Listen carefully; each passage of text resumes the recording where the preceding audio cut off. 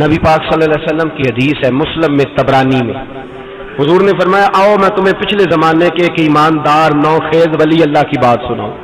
پچھلے زمانے حضور نے فرمایا پچھلے زمانے میں ایک بادشاہ جادو کے زور پہ حکومت کرتا تھا۔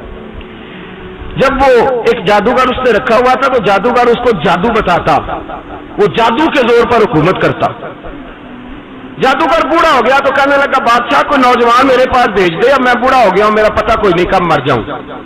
ایک نوجوان کی ڈیوٹی لگائی، بڑا زیرک سمجھدار اپنے رعایا میں سے چن کے جو ذہین فطرت مزاج بچہ تھا وہ اس نے لگایا۔ اللہ کے محبوب علیہ الصلوۃ والسلام فرماتے ہیں بچہ جادو سیکھنے لگا، وقت گزرنے لگا۔ بچہ جب جادو سیکھنے جاتا تو رستے میں ایک راہب بھی تھا جو انجیل جانتا تھا، وہ اللہ اللہ سکھاتا، لوگوں کو حضرت عیسیٰ علیہ السلام کی تعلیمات سے آگاہ کرتا۔ اس نے دیکھا کہ یہاں بھی لوگ اکٹھے ہیں تو وہ بچہ اس راہب کے پاس بھی اٹھنے بیٹھنے لگا۔ اب جب اس کے ساتھ اس کی گفتگو بڑھنے لگی تو اس کو باتوں میں لذت آنے لگی۔ اس نے راہب نے پوچھا کہ تو کون ہے اور کس طرح سے آیا ہے، کیا تیرا معاملہ ہے؟ اس نے کہا جی میں جادو سیکھنے جاتا ہوں، آپ کی باتیں مجھے بڑی اچھی لگتی ہیں۔ اس نے کہا دین سیکھ، جادو سیکھنے والے کافر ہو جاتے ہیں، قرآن و حدیث سیکھنے والوں کو اللہ کامل ایمان عطا فرماتا ہے۔ فرمایا یہ سیکھ۔ بچہ بیٹھنے لگا، اس کے پاس آنے لگا، باتیں دل میں گھر کرنے لگی۔ ایک وقت آیا کہ مسلمان ہو گیا، اور مسلمان کیسے ہوا؟ بچہ کہتا میں تجربہ کر کے ہوا، اب میں تھوڑا سا وقت جادوگر کے پاس بھی جاتا اور باقی سارا وقت وہاں بیٹھتا۔ میں ایک دن جا رہا تھا تو رستے میں اژدہا تھا، بہت بڑا سانپ تھا، رستہ روک کے کھڑا تھا۔ یہ حضور نے بیان کی حدیث، نبی پاک صلی اللہ علیہ وسلم فرماتے ہیں بچہ کہتا ہے کہ رستے کے اندر سانپ ہے، رستے بند ہے، لوگ چھتوں درختوں پہ چڑھے، راش ہے۔ کہتے چھوٹا سا روڑا میں نے اٹھایا تو میں نے کہا اللہ اگر جادوگر سچا ہے تو اسے مار دے۔ چھوٹا سا روڑا میں نے پھینکا، اژدہا کوئی نہ مرا۔ پھر چھوٹا روڑا اٹھایا، میں نے کہا اللہ اگر وہ عالم سچا ہے تو اسے مار دے۔ اب جب میں نے روڑا مارا تو اژدہا مر گیا۔ میرے اندر سے گواہی آئی نہیں دین کی باتیں سچی ہیں، نہیں قرآن کی باتیں اسلام سمجھانے کے لیے عرض کر رہا ہوں، اگرچہ اس دور میں انجیل تھی، اللہ رسول کی باتیں اچھی ہیں۔ کہتے میں مسلمان ہو گیا، اب میں نے راہب کے پاس ہی رہنا شروع کر دیا، جادوگر کے پاس چھوڑ دیا اس بچے نے آنا۔ بادشاہ پوچھتا کہاں زیادہ وقت گزارتے ہو تو وہ بات گول کر دیتا، وقت تیزی سے بڑھنے لگا۔ اللہ نے اس نوجوان میں طاقت پیدا کر دی، اب وہ اس کے اندر نا اللہ نے توانائی روحانیت پیدا کر دی، ابھی جوان ہے، 14-15 سال عمر ہے۔ اللہ نے اب جو بیمار بھی آتا وہ دعا کرتا تو اللہ صحت عطا کر دیتا، جو بھی آتا۔ بادشاہ کا ایک درباری تھا، بادشاہ کو پنکھا جلتا تھا، وہ اندھا ہو گیا، کوئی ایسی تکلیف آئی کہ نابینا ہو گیا، بڑے علاج کرائے شفا نہیں ہوئی۔ کسی نے اس بچے کا پتہ بتایا کانوں میں، اس کے پاس گیا تو بچہ کہنے لگا شفا تو ہو جائے گی پر کلمہ پڑھنا پڑے گا، مسلمان ہونا پڑے گا، جس پیغمبر کا میں غلام ہوں تجھے بھی بننا پڑے گا، دین پہ عمل کرنا پڑے گا، اللہ شفا دیتا ہے۔ اس نے کہا تو مجھے کلمہ پڑھا، مجھے شفا دے، میں تیار ہوں۔ اس نے کہا شفا تو اللہ دیتا ہے۔ اس نے اللہ تبارک و تعالیٰ کا ذکر کر کے دعا مانگی، یہ مسلم شریف میں حدیث ہے، طبرانی میں موجود ہے۔ اللہ نے اسے شفا دی، اس نے کلمہ پڑھنا شروع کر دیا۔ یہاں ایک نقطہ لکھا ہے ہمارے علماء نے، کہتے ہیں جب اللہ ولایت عطا کرتا ہے نا تو یہ سفید بالوں والے کا حصہ نہیں ہوتی۔ اگر جوانی میں کوئی آدمی توبہ کر کے تصوف کے راستے پہ چلتا ہے تو سب سے زیادہ ولایت اللہ اسے عطا فرماتا ہے، سب سے زیادہ ولایت اس کے پاس ہوتی ہے۔ ابھی اس کے بال کالے ہیں، چڑھتی جوانی ہے، دعا کی تو اللہ نے، اور حدیث پاک میں موجود ہے کوڑے آتے تو شفا یاب ہو جاتے، اندھے آتے تو شفا یاب، برس والے آتے تو اللہ سے دے، جوان ہے۔ بادشاہ کے پاس وہ واپس گیا، وہ جو آدمی جس کی آنکھیں ٹھیک ہوئی تھی۔ بادشاہ نے پوچھا کہ کیسے شفا ملی؟ تو کہنے لگا میرے رب نے شفا دی ہے۔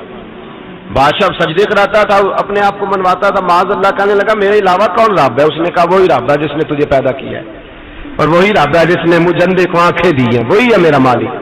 کہا اچھا تو مجھے نہیں مانتا؟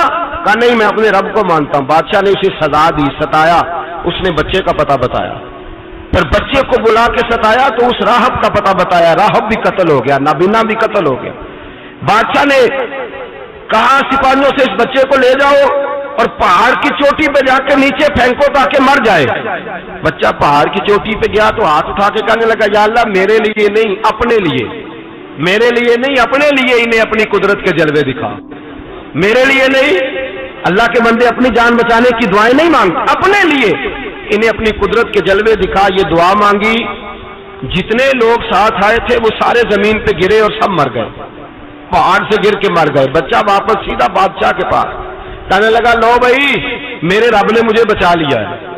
جوان کا ایمان دیکھو، میرے رب نے مجھے، بولو میرے اللہ نے مجھے ایمان کی گواہی دے رہا ہے، میں بچ گیا ہوں، تو جھوٹا ہے میرا رب سچا ہے۔ اس نے کہا لے جاؤ اس کو دریا میں، کشتی میں بٹھاؤ، بیچ دریا کے جا کے دھکا دے دو۔ بیٹھے کشتی میں، دریا کے بیچ گئے، اور جب جا کے وہاں اس کو دھکا دینے لگے تو اس نے کہا اللہ میرے لیے نہیں اپنے لیے، انہیں اپنی قدرت کے جلوے دکھا۔ بس ایک طوفان سا آیا، جتنے سپاہی ساتھ آئے تھے ڈوب کے مر گئے۔ وہ بچہ اٹھا اور سیدھا پھر بادشاہ کے پاس، اسی کے پاس کہنے لگا لو بھائی میرے رب نے مجھے بچا لیا ہے، تیرے پاس آیا ہوں۔ وہ کہنے لگا تو کیا مصیبت میرے گلے پڑ گئی ہے، کیسے جان چھوٹے گی؟ تو بچہ کہنے لگا اگر تو مجھے باندھے درخت کے ساتھ اور سارے ملک کو بلائے، لوگوں کو اکٹھا کرے، پھر تو مجھے تیر مارنا، میں تجھے بتاؤں گا کیسے مارنا ہے، میں مر جاؤں گا۔ اللہ کا بندہ نوجوان ایمان دیکھو، مرنے کے طریقے بتا رہا ہے، میں تجھے بتاؤں گا میں کیسے مروں گا۔ یہ بات کہی، بادشاہ نے سارا مجمع جمع کیا، ملک سارا باہر آ گیا، درخت کے ساتھ باندھ دیا۔ کہنے لگا بھائی لوگوں یہ مجھے مارنا چاہتا تھا، مار نہیں سکا، اب میں اسے بتانے لگا ہوں کہ میں کیسے مروں گا۔ اسے کہو جب تیر مارے تو ساتھ میرے رب کا نام بھی لے، میں اپنے رب کے نام پہ جان دوں گا، ایمان کی پختگی میں اللہ کے نام پر جان دوں گا۔ اسے کہو رب کے نام پہ مارے، مر جاؤں گا۔ بادشاہ نے اللہ کہہ کے تیر مارا، پیشانی میں لگا، بچے کی روح پرواز کر گئی، جتنا مجمع کھڑا تھا سارا کلمہ پڑھ کے مسلمان ہو گئے، سارے مسلمان ہو گئے سارے۔ میرے رسول پاک سید عالم صلی اللہ علیہ وسلم نے نوجوانوں کو بتایا جب تمہارے اندر ایمان کی قوت آئے گی تو اللہ تمہاری مدد کرے گا۔ فرمایا وہ نوخیز ولی تھا، ابھی جوان رانا تھا، ابھی اس کی پیشانی پر جوانی کے آثار تھے، لیکن اسے اللہ کو راضی کیا، رب کریم کو راضی۔ ولایت کا مطلب بڑھاپا نہیں، ولایت کا مطلب وہ نہیں کہ جب بڑا لمبا وقت گزر جائے تو پھر آدمی آئے کہ نہیں اب کیا کرنا ہے، اب مسجد ہی ہے، اب تو اس کے علاوہ گزارا ہی کوئی نہیں۔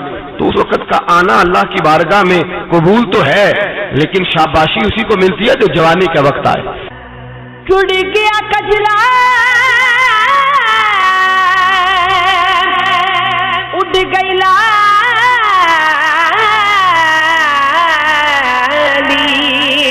اتے گو گیا حال بیمارا آزم نینا دے دریا